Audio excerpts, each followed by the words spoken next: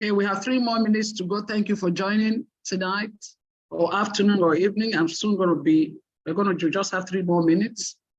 May I ask Matt that you please unmute yourself? I've had to mute everyone so that there are no interactions. Yes, Aderonke, I teach human nutrition. I pastor youth mainly. They are the most interesting adults. Feel you. Dr. Aderonke Musiro. Yes, that's who you are. Thank you. Thank you so much, man. Thank you for joining us. Right, so let me go back and see. Yes, Dr. Olufemi, Professor Olufemi Adelowo. Whoa. You're not just a medical doctor, so I know you are a senior consultant, and a pro, a heavy pro at that. Yes, thank you, sir. Thank you for being here with us. Yes, Blossom says, I'm a wife, a mother, lover of God, customer experience expert with over 19 years experience in telco. To an exciting session, absolutely. If you're there on YouTube, would you there on YouTube, go ahead and introduce yourself as well. Yes. 2 more minutes. Grace Upo, thank you, a retired professor of pharmaceutical chemistry. My goodness, we have a lot of professors, doctors, in this meeting today, very inspiring. Engineer Yoyebanjo, sales service of ICT products and partnership with telcos. Okay, good to meet you. Many more people, go ahead, tell us what you do. Tell us what you do, what you do, what do you do? You're wondering who is speaking, yes. What do you do? What do you do? Right, just 1 more minute to go, and then I will introduce today's guest, and then we'll have a good, swell time learning, and yes, learning from the legend. Okay, now. All right, so let me formally welcome you again, and on behalf of the conveners and the person who got this inspiration, I want to say good day wherever you are on the surface of the earth. Good day. I can't say good evening. Some of you, I already see 1 or 2 people who are in Europe. Thank you for joining. Yes, and I'm sure some of you from Canada, from America, from all over the world. Thank you for joining. Yes, many other people are going to have to join us, and they will meet us. My name is Hannah Uyebanjo. Summer, around your life, somewhere, summer, anyhow, any which way, yes. And if you are new, meeting me, that is me, and we're going to have to meet ourselves a bit more, yes. Now, so the Legends, and thank you for joining the Legends again today. This is the 3rd edition of the Legends we're having, okay? So it's the idea or the vision of the Legends is to have a platform, an opportunity, another opportunity to learn from experienced senior citizens that have the right values and integrity. It's not a religious thing, no, it's nothing of that, but it's just people who have clout in the community, in profession, in what they do, and they've been proven, they've been tested, time has tested them. The environment has tested them. Life has tested them. They have some wins, they have some losses, they have failures, they have some successes. These ones have wings. Yes, wings that they've developed over the years for the sheer burdens and the trials and the triumphs of life. So the idea is to say, how do we ride on their shoulders to fly and to soar as well? So this happens today, every last Sunday of the month. And it's an initiative for Wisdom Feast by Engineer Yoyebanjo. I'm just an anchor. And today I just want to now read to you the profile, who Engineer Adelowo is, you know. I put this up deliberately. The other two editions, you notice I didn't put up their profile like this, but because it's an outstanding profile and it's very rich. And remember, I'm a woman too. I'm like, you know what? Let's put it up, because some people might just be able to read it so that you can read while I just speak to it. You can read to know who today's guest is. And may I also take a little 1 minute to say it's a good time to please invite 1 or 2 other persons. If you're on YouTube, thank you for joining. Would you please just share? It's so easy to share. On Zoom as well, you can just actually just forward, you know, forward that link to 1 or 2 persons. Let them come in, okay? Thank you for doing that, right? So Engineer Christy Adelowo is an engineer, yes, and a civil engineer at that. And she graduated quite some decades ago, you know. And she then has an MSc degree in highways and transportation from City University in London. And that was as far back as 1982. Of course, certainly an alumnus of the prestigious Lagos Business School, you know, Chief Executive Program. She's a resourceful engineer, and I'm going to tell you from my heart what I know about her, just a bit more. And she's done quite extensive works in highway design, contract procurement, civil engineering, construction management. So she is a legend indeed. She began her career with comprehensive engineering consultant in Ibadan years ago, and then had to work in 1 or 2 other places before resigning in 1985 to set up Fetch Rat Nigeria Limited, civil engineering construction company. And this is where I met her some years ago.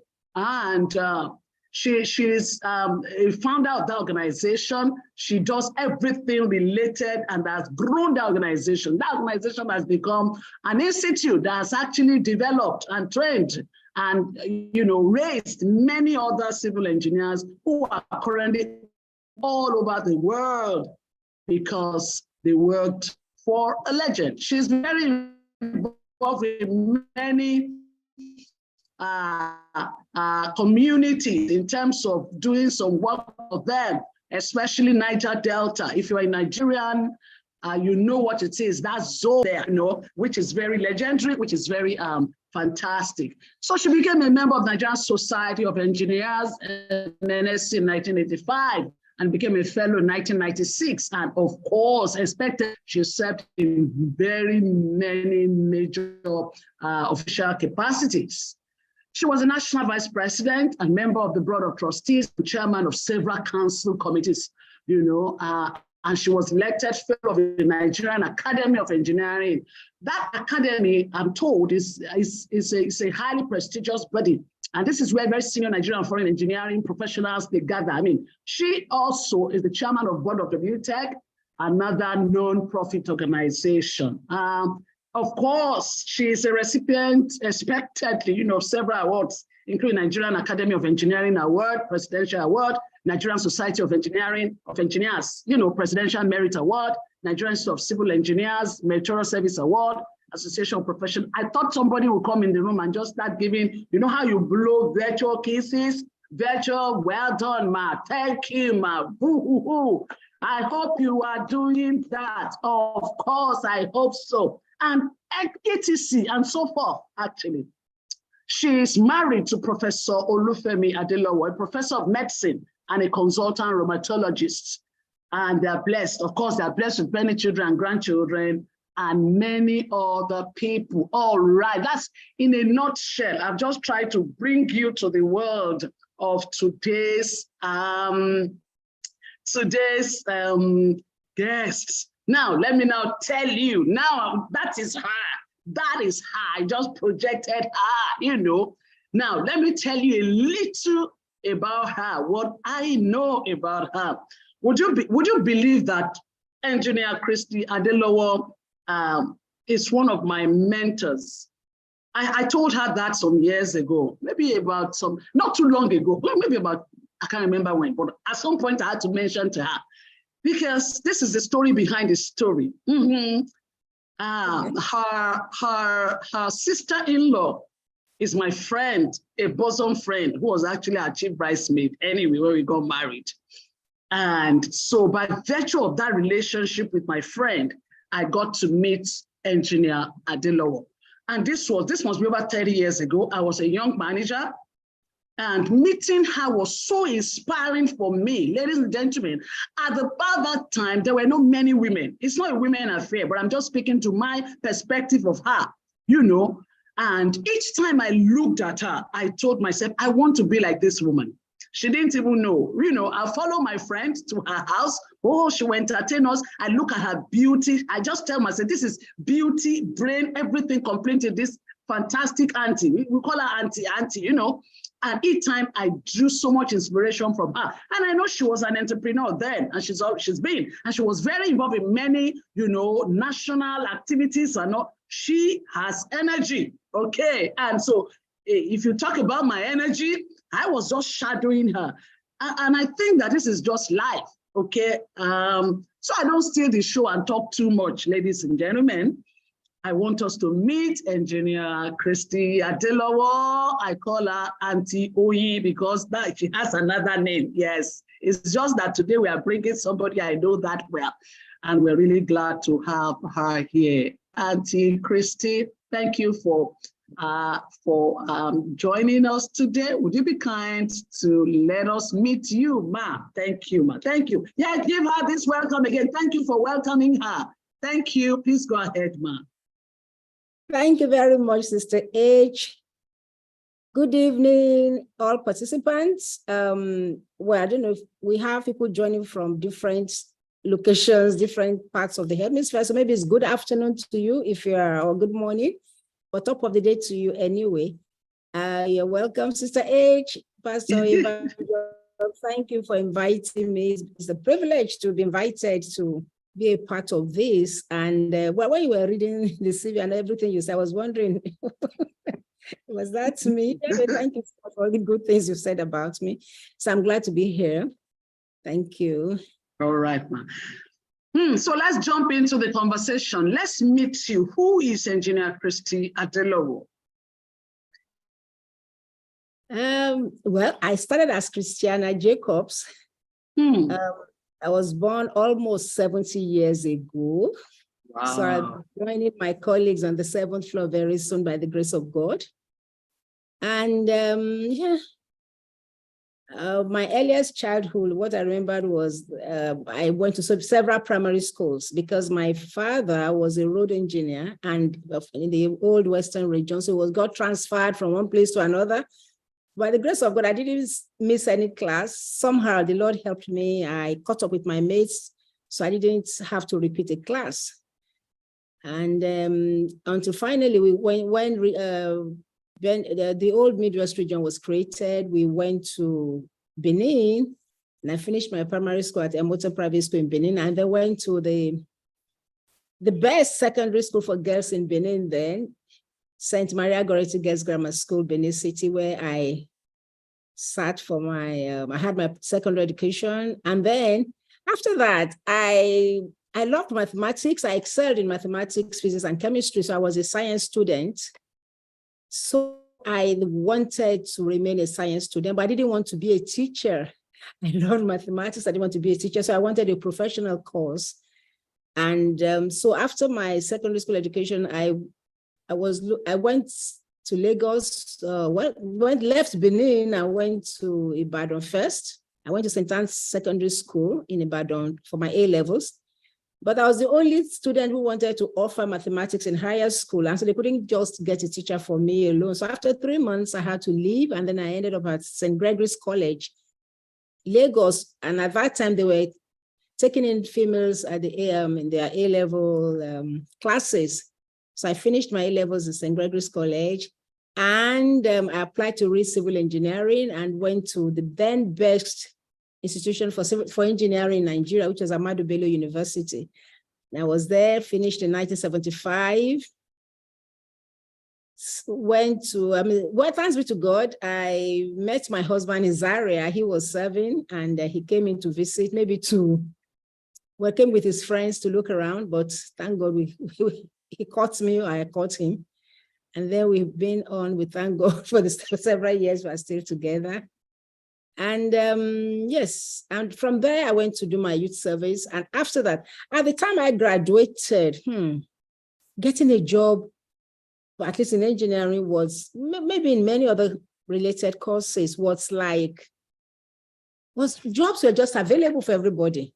So all you did was walk up to an office, please, I've just graduated, I want a job. Then they will offer you a salary. And if you looked at it, you walk to the next office. If somebody offered you something slightly higher, you take that. Because the Nigeria was just developing, so there were so many the engineering infrastructure being developed, so the jobs were just there. Everybody was happy. Consultants were getting jobs, contractors were getting jobs.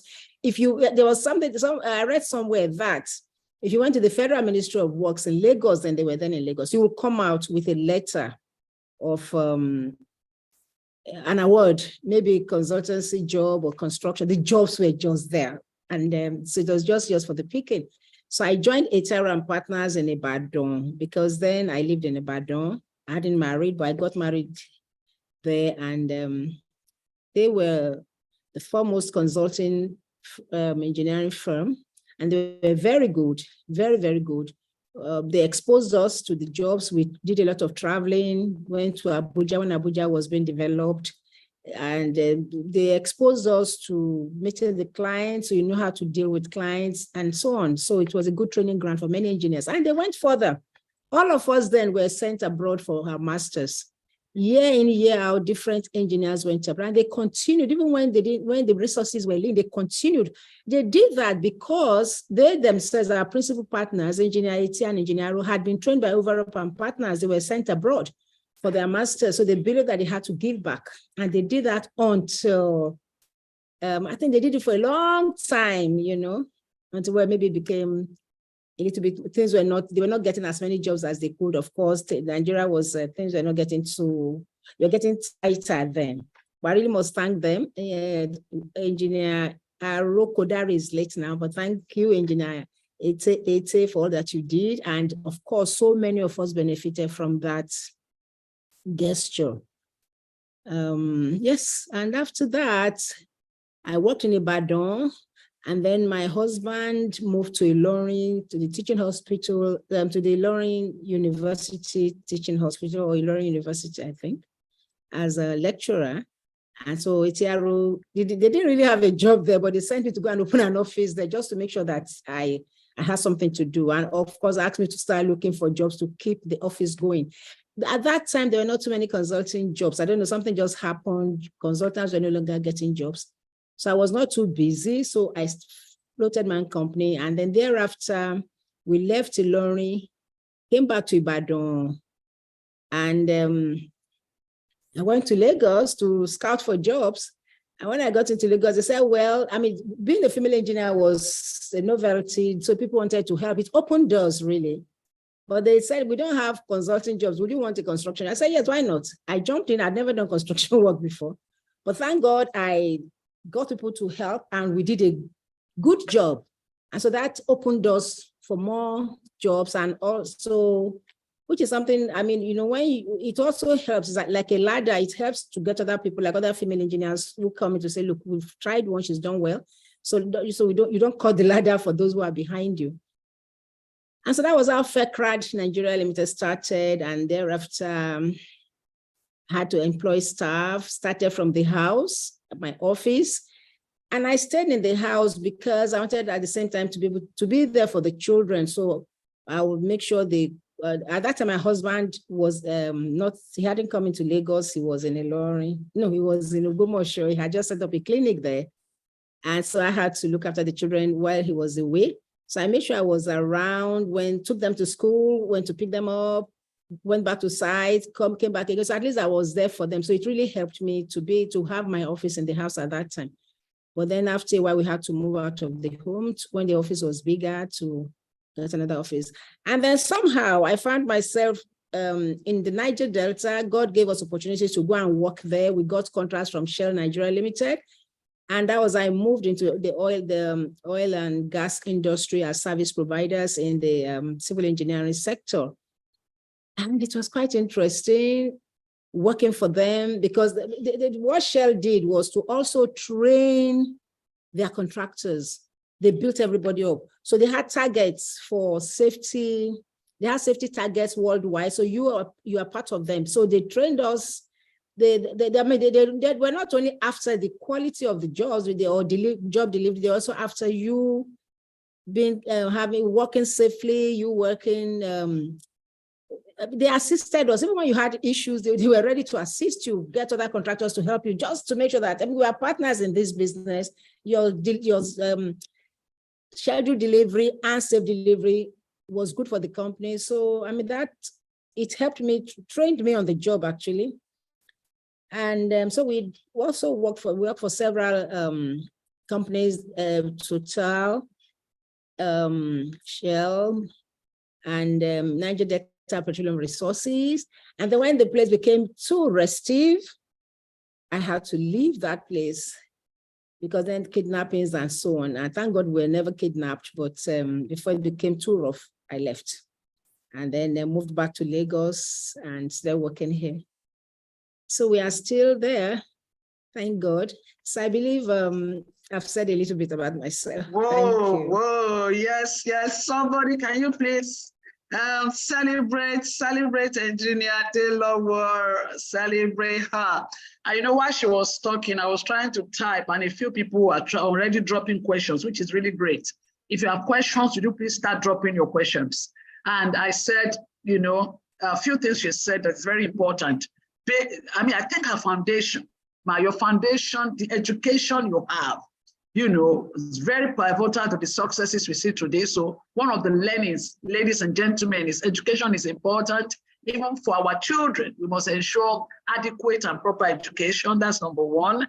Number two is, you know, I think from inception, you had a family orientation to say whatever it is, you see, let me see how to balance the children, the family. My husband is moving, I'll go around with him and all of that. Also very important. I made a mental note of that.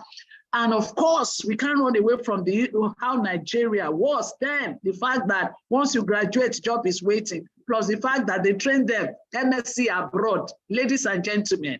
MSc, make una come do masters for Obodo Ibo, sponsor. Can you imagine, right? That's really very exciting. Thank you so much. And I said, you know, and when Auntie began to talk about her work in Niger Delta, you work for Shell, Chevron, you work for Shell, I say, okay, now oil and gas. You know what it is if you put your leg into oil and gas, you know what it is now, you know. So you see that what I said about her to say, look, you know, a dogged personality. And I think one of the other points she's made is doing good works, because as a small establishment then, if they didn't do good works, they weren't going to get referrals. They were never going to get into oil and gas. So whatever thing you do it so excellently well, so that the one job you do speak for you, others will, you know, somebody can paint for you. Thank you so much, Auntie, really great. Somebody asked a very good question. I think it's Adelowo, who says, how did you arrive at your company name? Can you imagine that question?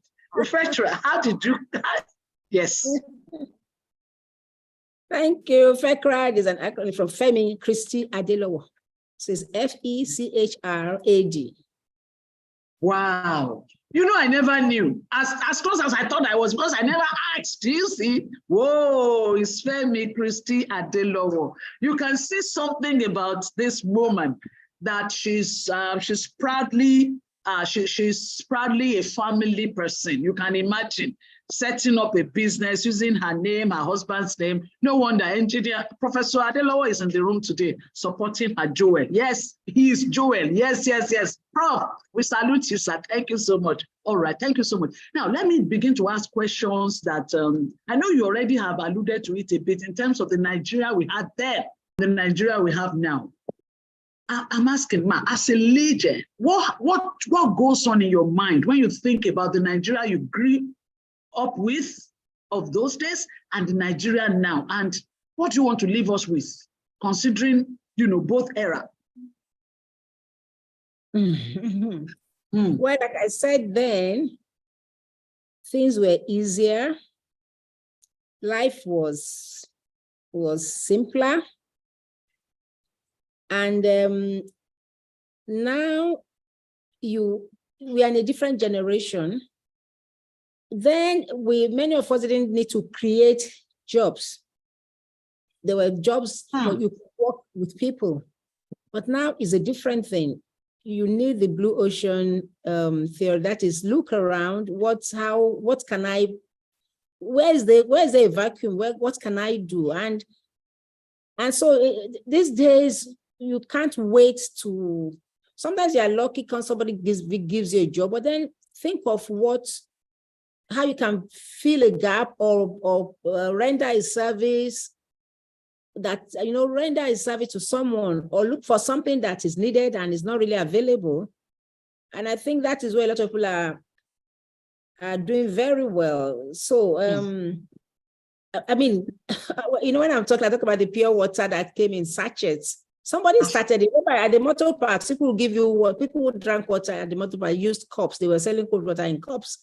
And then suddenly somebody came up with this sachet, and of course he made plenty of money through it before everybody caught on. And then gradually, so many things around, yes. So now our knowledge is abounding, and there's no end to what one can do. There's so many needs. You cannot even say that, look, it's saturated. No, look at when you travel abroad, you see Starbucks coffee, Costa coffee, Nero coffee. Somebody else is going to wake up tomorrow and start his own type of coffee because he will look for a niche and say, okay, I'm going to do this better in this way. So I think, yes, it looks as if things are harder, but there are still so many opportunities. You just need to think, and God gives you ideas. Like they say, ideas rule the world. What is it there that I can add, that I can bring in, or do better even, and it amazes me when you go to parties, the kind of food that you are offered now. I mean, somebody wants to offer you dundu in a different way. Somebody wants to, people are so creative anyway. And so I think that is it now. This age, you have to be creative. You have to think outside the box. You cannot it's no longer business as usual. Otherwise, one will just lose it. I think so. Thank you so much, Ma. So the point is, her counsel to us is to be innovative. Let me ask another question, Ma. Did you ever have any other business outside Veteran? Did you do any other thing aside focus on Veteran? Because I'm trying to get your opinion in terms of multi-works. Like people will say, that you need different streams of income, Was your story that of different, or is your story different streams, or it's just been one and that's your consultancy work? Well, I've just been focused on engineering works. But engineering works. I think is diverse. There are so many fields of engineering, and even in civil engineering, there's so many things you can do. So I started with roads, and then I went to buildings. And then when I went to work for Shell, most of these things, when I get into a place, I'll never have done it before, the kind of thing they're asking me to do. I had to go develop what you call walkover locations for rigs to stand on, work on swampy roads. But I mean, generally construction is management anyway. So you just bring in people who know how to do it, and then you learn from them. They bring in your management experience, look for resources. You manage resources, manage financial resources, human resources, and so on and so forth, equipment, and just get the job done.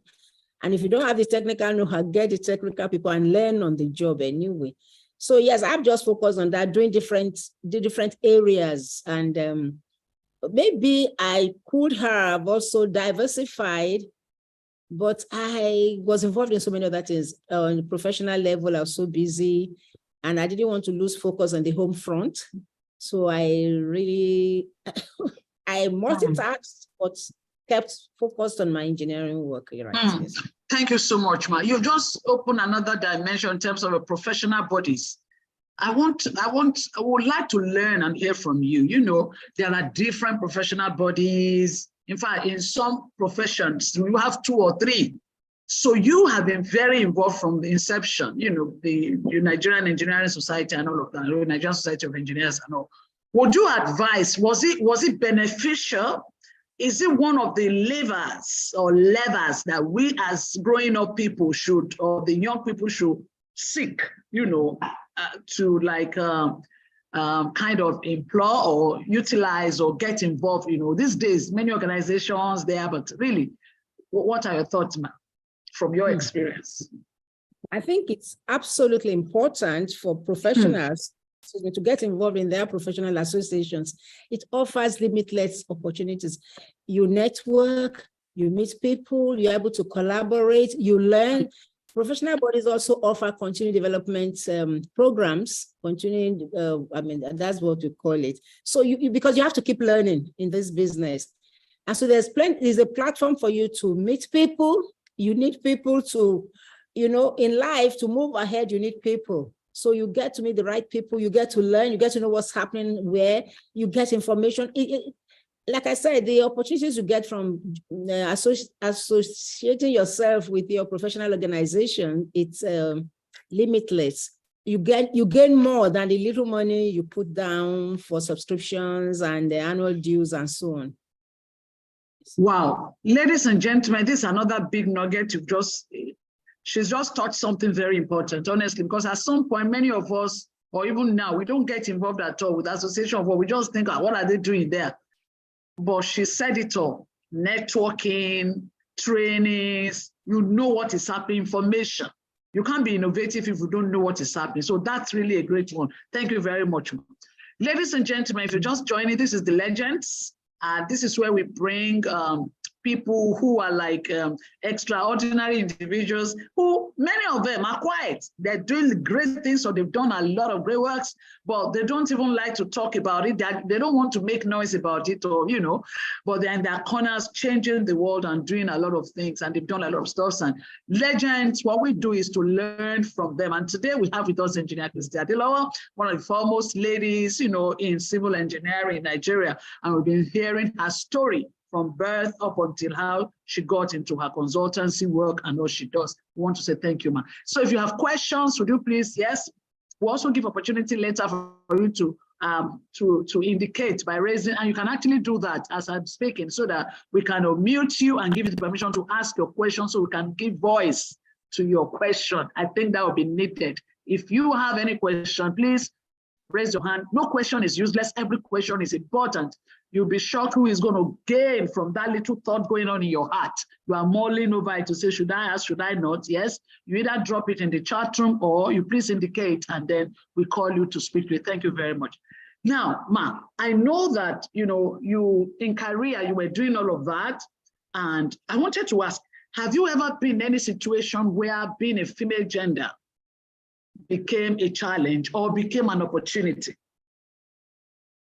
Either it was positive, it was what opened the door because you were female, or it was what shut the door, or it was what almost shut the door. Have you ever been in any such situation? I think, like I said, when I started, there were very few female engineers around, and so people were eager to help. Oh, female engineer. And then, of course, you do your job well. So that helps them to rely on you and patronize you and give you more jobs. I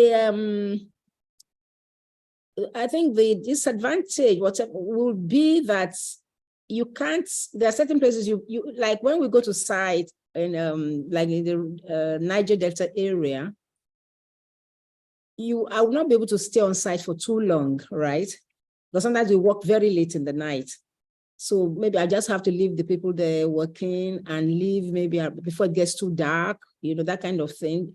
And it was relatively safe at that time. I could leave site maybe around 7 p.m. And usually those sites were far from the town. To take another 2 hours to go from the site or more to get to Port Harcourt where we lodged. So I think for me, that was the disadvantage. In engineering, that once you send in your proposals, really, your proposal will speak for you. These days, when tenders are called, in major tenders, they have what you call the pre-qualification, the technical pre-qualification. So once they see what you have, your proposal will speak. Nobody's going to look at, is this owned by this person or not? So I haven't seen being a female engineer a disadvantage in that sector. But it's just been in the kind of exposure you will be able to have on site and so on. Yes, maybe. Wow. Thank you very much. I'm sure there's a question at least 2 or 3 people have in their minds. And if you have that question, come in the chat room and say with me, yes, yes. Let me ask the question. When you said you're close to the 7th floor, that was like, excuse me, wait, hang on, no, excuse me, and all of that. And if people come in and say, so please, is there any, would you want to tell us about that? How have you been able to keep fit, keep well? You know, is that, I mean, especially for those who are, these days, some of us do 5 things at the same time, you know. What's the secret of that, of this, what's the word now, of this composure, the beauty, the strength, the health? Any therapy somewhere in there, Mom? None at all. It's just the grace of God. But one thing I would recommend, some mistake I made when I was on the field was I never heard about sunscreen before. I never did. So I just used to go out in the side, stay for hours and expose myself. And I think now that I'm getting older, I'm seeing the effects. I would recommend that, look, if you have to go out in the sun, please use sunscreen. That was something I didn't get used. Otherwise, it's just been the grace of God. I mean, but as they say, do your exercises, eat right, don't eat too late, eat the right balance, eat balanced diet, and so on. Not that I've done too well in this regard. So I think it's just the grace of God. Wow, somebody said the youthful look. Yes, youthful look, the beautiful youthful look. That's very amazing. Another question from me, ma'am. As a female at that level, you know, what is the role of support system for any professional? Yes, we know you work for yourself much more, so you had that flexibility of time. But there are people here who are into 8 to 12, 8 to 10, 8 to 5, 8 to 7 job, and know what would be your counsel to get? Is support needed if you're a woman and you have to be successful? And if so, how? What was your support system like? First of all, I did start having children early in marriage. We had delay, not by choice, but by design. So at least I was able to move around them. You know, and so, but when the children started coming, that was when, first I was in Ilorin where we were not too busy, so I was at home most of the time. And then when I moved into Lagos, I then had my own business. I could work from home. I could manage my time. So that helped. It helped. And of course, my husband also was there if I couldn't be around, you know. I think we just have to look for support within the family.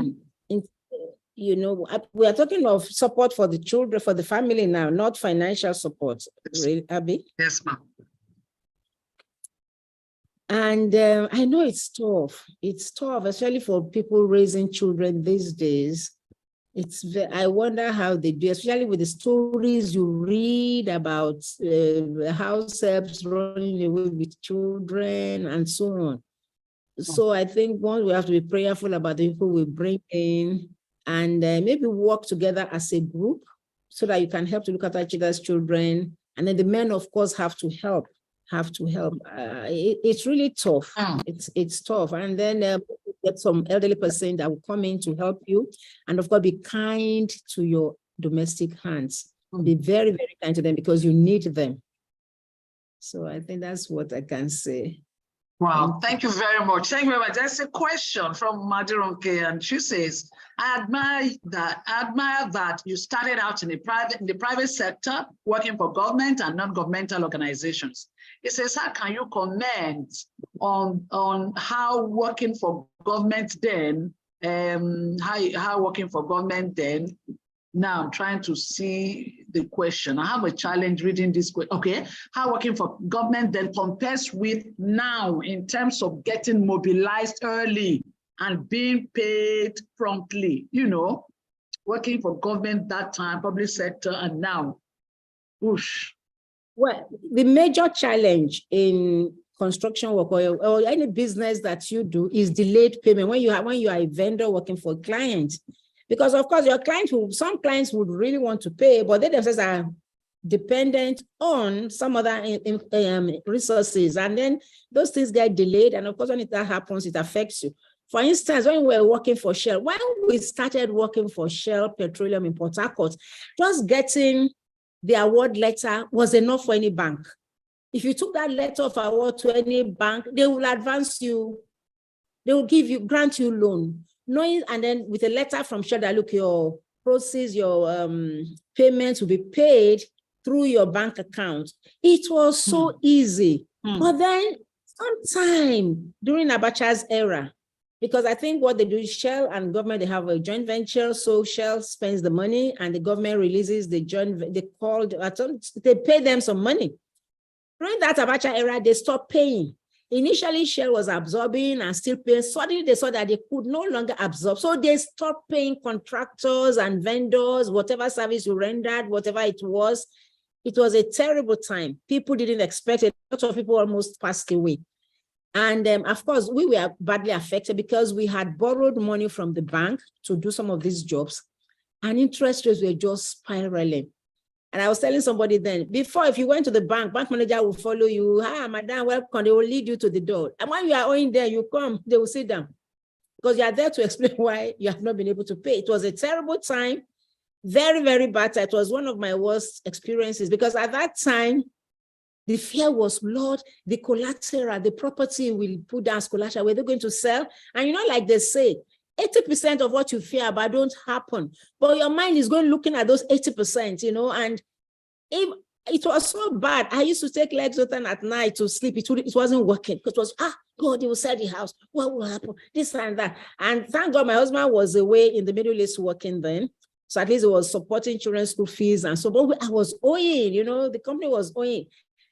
But eventually after they paid, but by the time they paid, it had the interest had wiped off the profits and so on.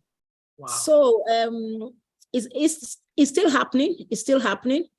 But what I would advise is if you are working for government and you wait until they pay you advance payment and don't work beyond advance payment to get your next payment, because you never know, anything can happen. I mean, that's just the best way. Otherwise, they could just render one. I mean, interesting. Very bad experience, yes. Thank you very much. I don't know, I mean, because when I was going to ask you some questions around failures, you know, some of the challenging times you had in life generally. Now, I mean, let's just open up the whole net and say generally, the challenging moment of a professional or of an individual, of a Nigerian of a legend, you know, because it's not all rosy and sweet. I think you've attested to one of it by the side from the business in terms of finances, you know, management, you know, government policies and all, how that almost, you know, how that impacted. Are there other areas we have to learn from either failures, some of the things you did wrongly, decisions, or? Yes, ma'am. Thank you. Well, one of the, like I said earlier, we didn't start having children early, so infertility was a challenge. In the beginning, we got married, and you know how bad it was. We lived in UCH, so my friends who were married and having their babies in UCH, I had to go and visit them, and each time I had to go, God, I had to really, really pray, because each time you visited, their mothers would say, well, God will do your own. And so it was the prayers they offered that actually. No, then everybody around will know that, yes, you are praying to God and waiting. So I used to just brace myself to go. But thank God, God heard us. And so that was then. And we overcame that. And I believe that for everyone trusting the Lord will answer you in Jesus' name. And, well, business-wise, the major challenge has been delayed payment, you know.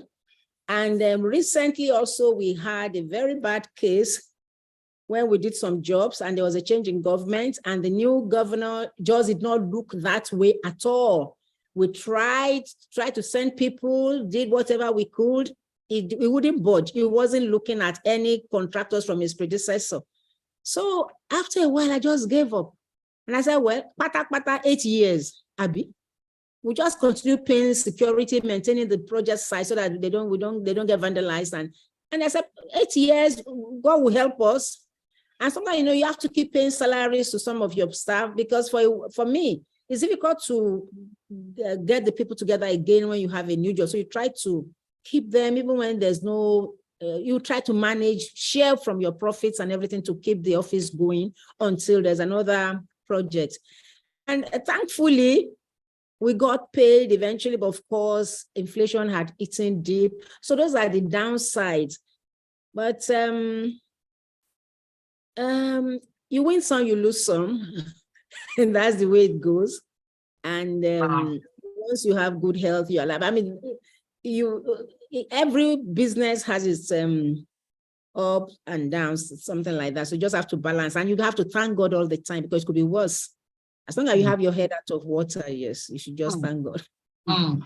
Thank you very much. If you're just joining us, yes, and we're really moving, we have like, we're like 60% of the time now, or 65. If you're just joining us, this is the Legends. Thank you for joining. Those on YouTube, thank you for joining and staying in there. Yes, thank you. Right, and today we have Engineer Christy Adelowo, a foremost civil engineer and all.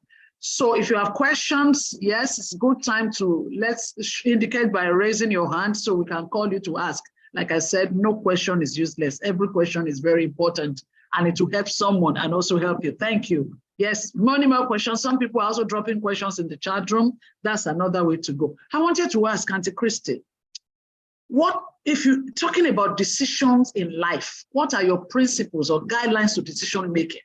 And what would you say is, this is the best decision I ever took, or the worst decision I ever took in my life, to say, you know what, this was a bad one. Yes. You know, in life, we just have to ask God for direction. I know it says when we acknowledge Him, we'll direct our path. So it's always good to seek God's direction. And even before I gave my life to Christ, before I got married, I from my part 2, I started praying to God, please give me a good husband. Oh, let me get my own husband, and so on. So I think one of the best decisions I made was deciding to marry my husband, who's been very supportive, unflinching. He's giving me encouraging me. You know, I remember when I used to contest for offices in the Nigerian Society of Engineers. During conferences, my husband would join when I was contesting for the vice president office. He would follow me to the conference as a spouse, and then he would join the spouse. They had this engineers' wives or something association. So, of course, he was engineer husband. He would join them on their buses, going to sites and so on, attractions, and of course, he would participate in their conversations. He was the only male, and he would tell, and I use that to campaign, please tell your husband to vote for my wife, and so on and so forth. And so it's all along, he's just been there. So yes, good decision. Wow. Bad ones. Of course, we make bad decisions from time to time. Just ask God to help out, you know. Yes, I can't. Not anyone that's been so bad. I don't know. I can't remember. Okay. Thank you very much. Shout out to Professor Adelowo. Thank you so much, sir, for the support. And I think if you are an unmarried person listening to this at any point in time, it's important to marry rightly, very important, especially if you're a woman. And I've had many other legends say this, and also from my experience, a woman who is headed for destiny, really, if you marry wrongly, it can thwart your path in life, honestly. You can just take it down. Thank you so much. But there's another question. Thank you, Aderonke, for all the questions coming in. Where are others? Where are others? Where are your questions? Is it that engineer has done so much work that you now not get question, eh? Okay, right. There's a question, and she said, how did you manage early starts and late finish and children upbringing during projects? You know, like you said, I know during project, like you said, it was complex. There are sometimes as a female, you had to close early, but even at that point in time, you had the children, you know, the complex, that time, you know, when you are managing projects, it requires you to be there at top one, and then the children, and then early. How did you manage that, ma'am? Yes, like I said, the early years of the children, I made sure I was home, took them to school, went to site. The site was in Lagos, thank God. I worked mainly in Lagos State around that time. So went back to pick them from school, stayed with them to make sure they did their homework, settled them in, and then went back to close the site. So that was my routine. So I was there for them, and thank God they did very well. Make sure they were very neat. They won neatness prizes and so on.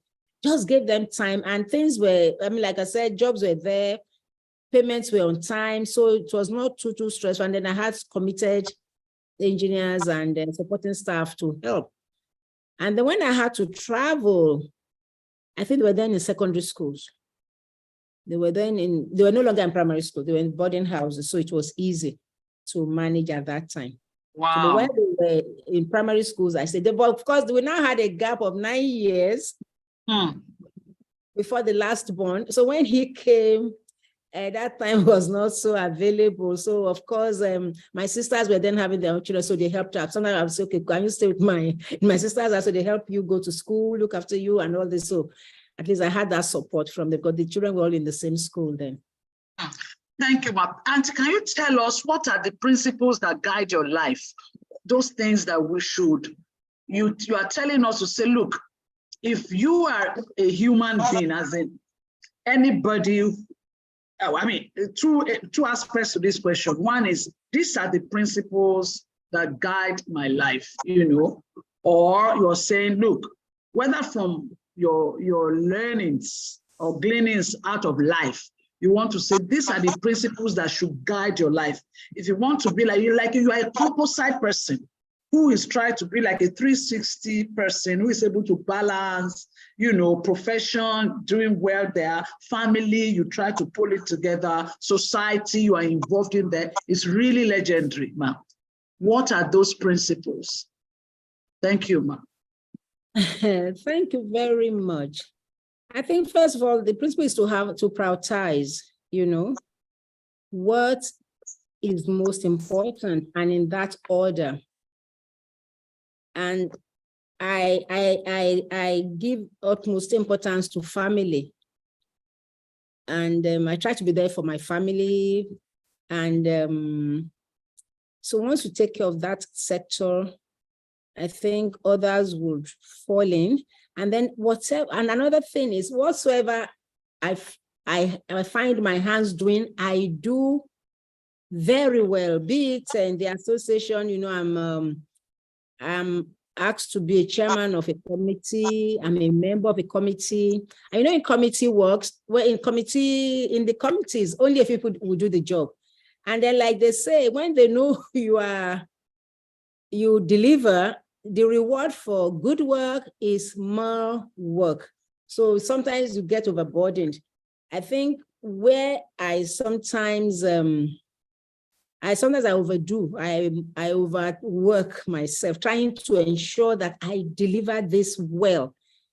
Yes, so whatever I'm asked to do, I put in a lot of effort, you know, to get it done. So I spend time researching and making sure that even if I'm taking up a committee that somebody has headed before, I make it better, find ways to improve the ways of doing things, and, you know, going online to find out things are done, and also to be transparent and to speak the truth. You know, like somebody called me and I said, madam, I hear you are the one that speaks the truth, no matter whose ox is God. Yes, sometimes it's not too, I'm not too diplomatic. That's another thing. You know, sometimes we need to be tactful. Maybe I need to learn how to be more tactful in saying things and so on. Yes, but so do your work well. Whatever you do, do it well. You know, good delivery of jobs, and of course, be kind to people that you come across. Be kind to them. Help people. Show empathy, and be sensitive about other people, and of course, above all, is the God factor. The God factor. I mean, that's number one. The God factor, that without God, we can't really do anything. So, and one thing I learned very early as a Christian, what I learned was that nothing is too small to bring to God. Nothing, even when you want to cook. I learned, and everything you take to God, everything you ask for help, you ask for God's assistance. So wow. That's the overriding one, you know, and then of course then the family. I try very hard to ensure that one is there for the family. I know every celebration is a major event. You try, even if it's to call and so on. And of course, in marriage, it's always a work in progress. Yes. You know, I think nobody perfect in marriage. All you know, that you can still do things better. Yes. So I wonderful. Think, yes. Wow. Thank you so much, Right. Thank you, ladies and gentlemen. We have some few more minutes to go, and there are some comments. Please, would you go in the chat room and read those comments for those of you on the Zoom platform, on those of you on YouTube? I'm going to try to read some of those comments. Somebody asked a question, Ma, to say, have you ever been indebted? Say the issue of indebtedness in business. If you ever went through it, how were you able to stabilize? How did you come? Because many SMEs or people doing business now, getting financing is not like what it used to be. Even LPO finance, all of these things is really tough these days, getting them. So question to you, Ma, is running business and the bit of cash flow and money finances, have you been indebted before? And if so, how did you stabilize? You know, I mentioned that one of the greatest challenges I had was being delayed payment. It was terrible. So I've been indebted to banks before, and I know how bad it could be. It was a terrible time. But now, when people approach me for help, financial help, I tell them, look, don't come to one person and say, please, I need this huge sum. Break it. Go to this person, look, help me with this small sum because this one is going to give me. So it's easier to get small sums from several people. Right now, you're a list of people that can help you, and tell each one, I need this one, but if you can help me, because by the time you come and say, please, I need so many millions. The person is thinking, where will I find it now? But if you say, come on, sir, please, I'm looking for this, and I think if you can help me with 200, 500, you know, and by the time you break it down, it's the money comes in. People will be helpful. And of course, you know, like I said, relationship matters a lot. It's not when you need something from somebody that you now knock on the person's door. Come on now. So, if you target that this person can be of help to me, I call the person from time to time. Now, hello, ma, I just want to say, how are you? You know, say nice things. Just knowing that I might need this person. I know Holy Spirit has a way of dropping. Call this person. Say hello, you know, but sometimes we forget, we leave it out. So you don't wait until you need somebody's help before you now have a relationship with that person. Once you key in that, look, this person can be of help. And then, of course, don't bring so much burden to that person. Like I said, break it down. If you have several of them, I need this, they'll be able to help. You know? Wow. Thank you so much. I think that's a strong nugget we're living with. Please. You need ₦1 million. Don't approach one person. You should have 3, 4, 5 people. You can say, give me 200 that way. Ma, this leads to another question somebody is asking to say, look, our world has changed. And there's a lot of distrust and unholy competition, you know, even with rivalry, sibling rivalry. And she had earlier asked to say, for you to have put the last child that came like 9 years or so, different, you know, with your siblings, it means that you had made investments in your siblings' life. And because we are alluding to the power of relationships. And honestly, recently I started speaking on Instagram on your network, social capital, building reputation, and, you know, goodwill. Please, ma, I think that I agree with Adelowo who said, look, can you please admonish us? You know, and you've started to talk about it, but just deepen it for us. What you do today is what you reap tomorrow. How you can make investment in that social capital so that when you need it, you can call on it. But again, when there is jealousy, rivalry, competition, you don't even know who to trust. How do you balance this?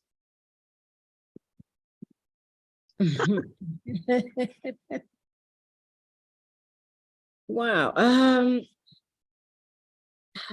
It's a difficult one, but you would know those you can relate with. You know, it's not everyone that God has sent to be your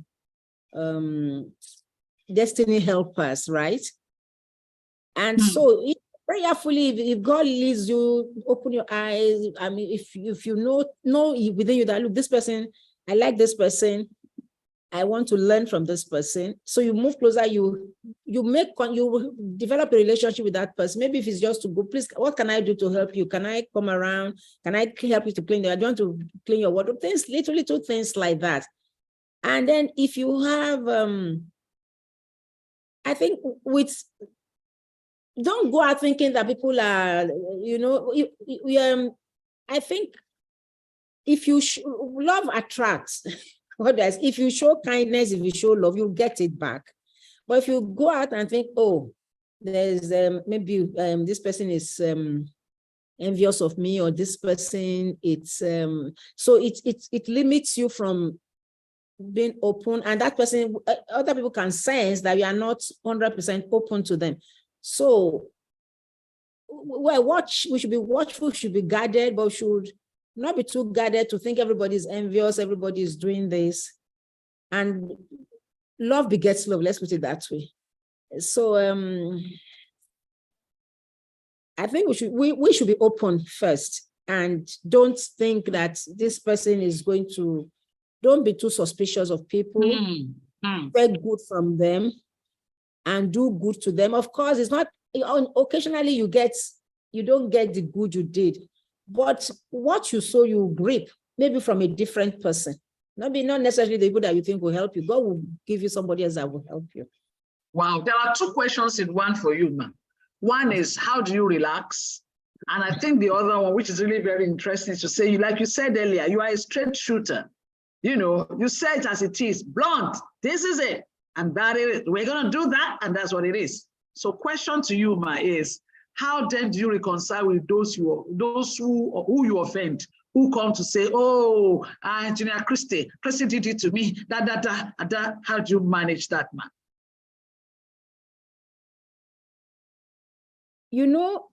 If you are dealing with somebody, and we know when we say things, we say a lot of words, and sometimes our words would, without meaning to offend people, they might find our words offensive.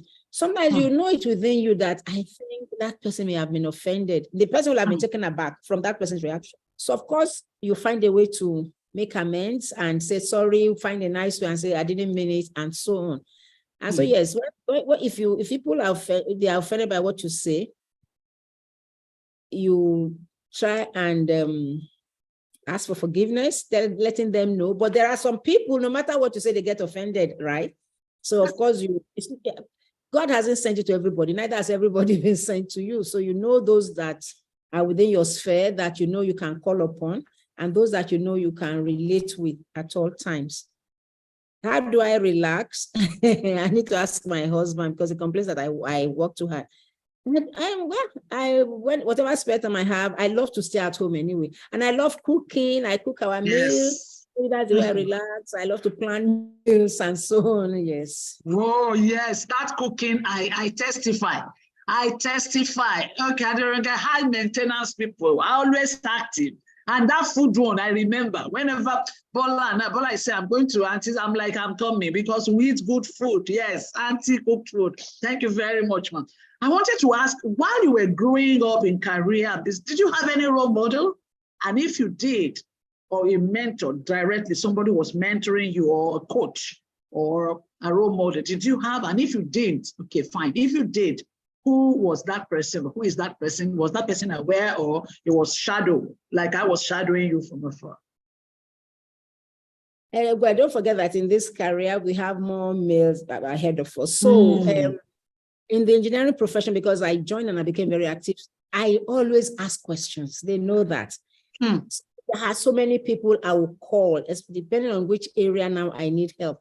I'm always calling. Up to now, I'm calling. Like I'm the honorary secretary of the Academy of Engineering. So I have people I call when I need to write letters, special letters. I'll call them.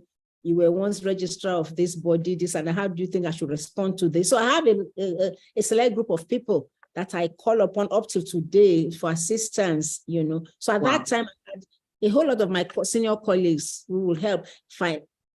I have a lot of them, quite a number of them. I just want to call their names, but they always say that's their sense of being active in your society. Even right now on the engineering platform, different chapters. If you go there, you find people asking questions. Please, I have this issue. How can I? So some people now offer advices and so on. Even without having a particular person. So I have quite a number of them, and they were very, very helpful.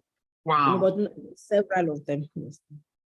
Oh, thank you very, very much, ma'am. You're right. So let me open the window again, because we have a few more minutes to go now to say, look, any other question, unfortunately, those on YouTube, I'm so sorry, those on YouTube, I can't get your questions, but notwithstanding, any other question, you want to raise your hand and ask question, engineer? I have a question, although I dropped it on the chat. Now the question is this. Thank you, Ma, for all the nuggets you've been able to give to us this evening. Now, you've run FECRAT for close to 4 decades.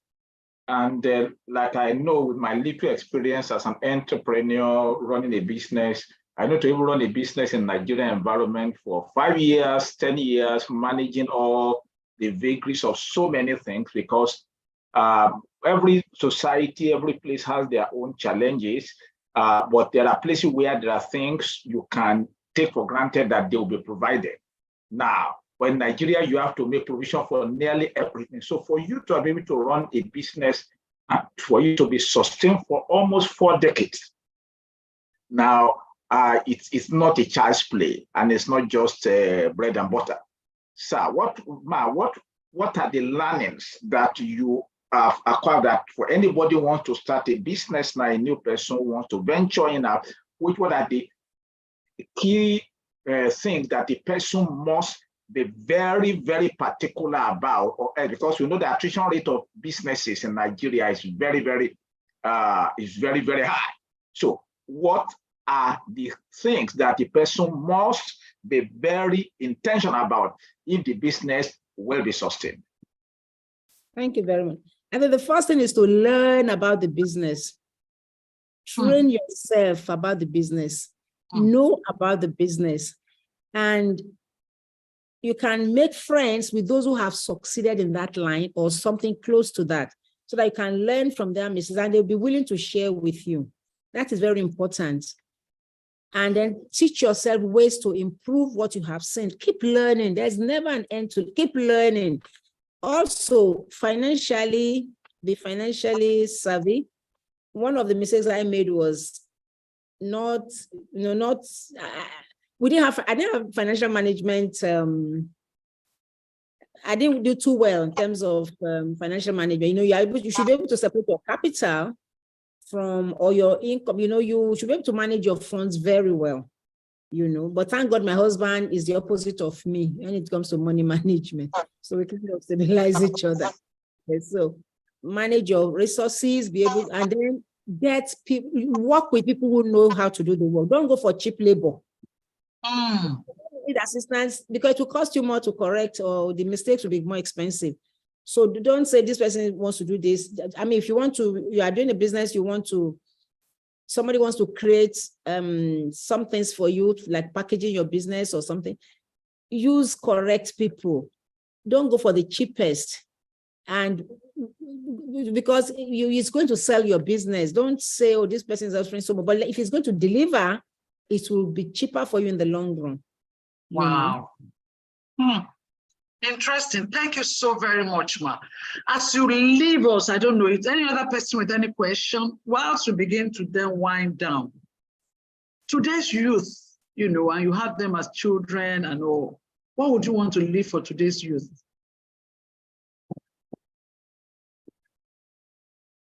I think, yes, life, like they say, somebody was saying that life is not going to get better everywhere. So you need the God factor for guidance, for instruction, for protection. So you must, first of all, settle yourself with God and let God guide you. And God is ready to open you out to ways. And on the internet, you see a lot of it's not all that glitters that is good. And I think they should be contented and well-grounded. You don't have to be like the Joneses. You don't have to have everything that the other person has. No, you don't have to, you shouldn't fall for peer pressure. You don't know what they are, we see a lot of people trying to impress, showing that they have this and that or doing this. And yes, they cannot sleep. But when you say, well, this is what I can afford, this is what I'm going to do, you don't have to impress people. Yes, and keep learn more to improve your career. Not that in the church we say, the enemy is after you. No. The person will, people will go for the person who offers the better service, who gives value. But if you are there, you're not giving value, you're not adding to your training, you are just doing things the same way, you can't expect promotion. But instead of saying the enemies are household enemies are at work, no, you need to improve yourself. You need to find a way of doing or getting your job done better. Thank you. Ma, before you leave, 2 more final questions from me before we then call it a wrap. The first one, Ma, is speaking about you having managed people like Engineer Adelowo also just mentioned for 4 decades. What was the greatest issue you had with people as an entrepreneur? What are the areas you manage it, because you need people to deliver? What would you say? Yes, there are many entrepreneurs in this program today, or who are soon becoming one. What are the areas to watch out for from your experience? The people that gave me problems most were people who didn't really know the job well. So each time you complained, instead of them taking to correction, they could just start creating disharmony within the organization. But those who knew their job, who were focused, they would deliver, that they don't listen to small talk. So those were, you need to, such people, if they're not taken to correction, you just have to let them go instead of thinking, okay, let me keep managing them. That is one. But well, thank God I have not had people, I don't want to believe that I've had everybody who's been, because in construction we deal with a lot of funds. So you must have trusted hands. But somebody once told me that if you are not there, give room for some, you know what I mean? So don't expect 100%. I mean, believe that they would cheat you one way or the other, but as long as, so you don't kill yourself, because you can't do everything. Yeah, you can't be everywhere. But so far, I think God has helped us. We've had very good people, mostly. Wow, that's really good. It's a good story about your business. Thank you, Ma. And finally, have you had people who offend you, really? And this is not small offense. I mean, you really feel stabbed or feel really, you're doing a lot. You're trying to, maybe from institution, you're doing a lot in that organization and all, and yet 1 or 2 persons just come after you and all. And if you've had that experience, and this is my last question, how did you manage it? What's the way to amend for you when people hurt you? How do you manage that? Thank you. One thing that God has done for me is when people say things, I don't feel it. I don't even get it immediately. It's when I leave, after I leave the place and I'm thinking about it, and I say, oh, this thing was wrong, or what this person did. But thank God I have a very calm husband, very calm. So it's there when I talk to him, you say, look, why don't you say it in another way? Why don't you slow down? Don't react immediately. And think it through, to approach the person. So that helps me to go back. And one thing I've learned in life is that our minds misread people, our minds misjudge people. So sometimes the people that I think have offended you didn't really mean it. And then sometimes hurt people. You've heard that. People who are hurt, that's right, they hurt other people. So some people, when they try to stab you or do things, it's because they are coming from a place of emotional issues. And so maybe when you understand where they're coming from, you're able to help them and not take offense as much as possible. So it's I think God has just been kind to me. Words don't affect me. I don't understand meanings of words quickly. Interesting. Whoa, thank you so much. And I think that's a window for us. Don't dwell on words, external words. When people say these things too much, don't stay there, don't dwell in. They just focus and keep going. Really, really legendary. Thank you so very much. I just have a question. If it can be last question, Engineer. Yeah, yes. These questions are two in one. Have you had a reason to walk away from an opportunity on the basis of your values and principles?